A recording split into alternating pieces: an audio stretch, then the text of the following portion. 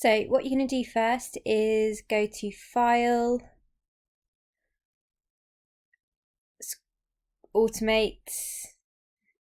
Scripts, Load Files into Stack. Select your images,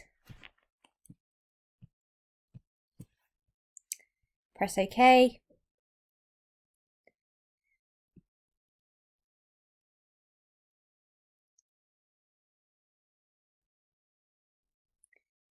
And giving it a minute, that will load them all onto one document.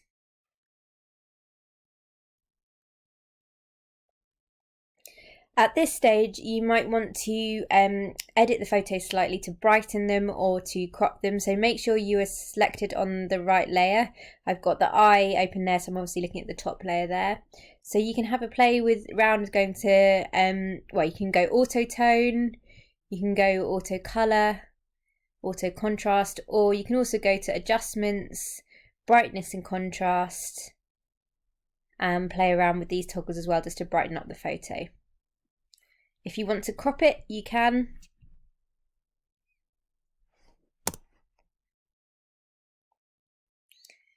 Okay, if I want to do the second one, obviously I need to hide that top layer so that I'm then looking at the second image. So again, I'll go auto tone, auto color,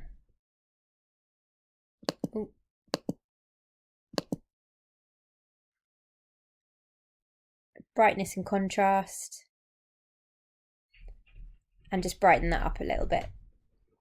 Once you've brightened all of them, just make sure the eye icon is turned on so you can see all of the layers, and you're going to go to select all layers so you can see it's selected all of them down here, and then you're going to go to window and then timeline and create frame animation.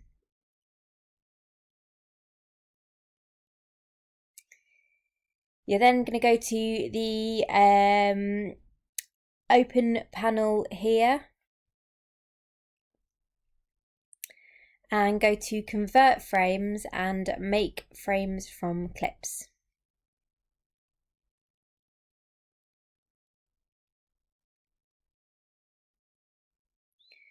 So you can toggle between those two screens by pressing the little 3 dashes there.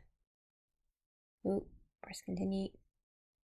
So you can see now that all of the layers that we have are created as clips. We can delete that last one because that's the background layer.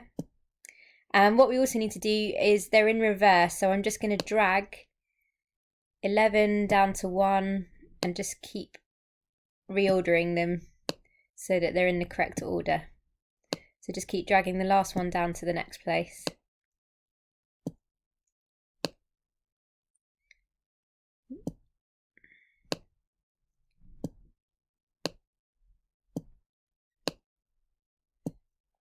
There might be an easier way to do this, but I haven't figured it out yet. Okay, so they're in the right order. And then if we press the play button, we can see that it creates our little animation. So that's pretty much it. But what you can do, what you might want to do is change, first of all, it might not play forever, so you can toggle between all of these. Nice to have it on the forever one. And you can also play the timing of each frame. So if you want it a little bit slower, it's on 0.03 at the moment. I'll make mine 0.5. You can obviously make them all a little bit different.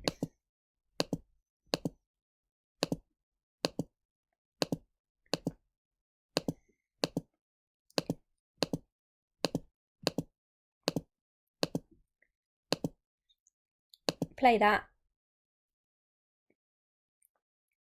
And it just slows it down a little bit.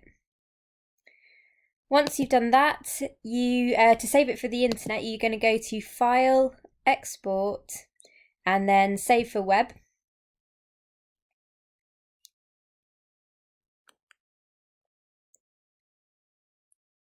Give it a moment.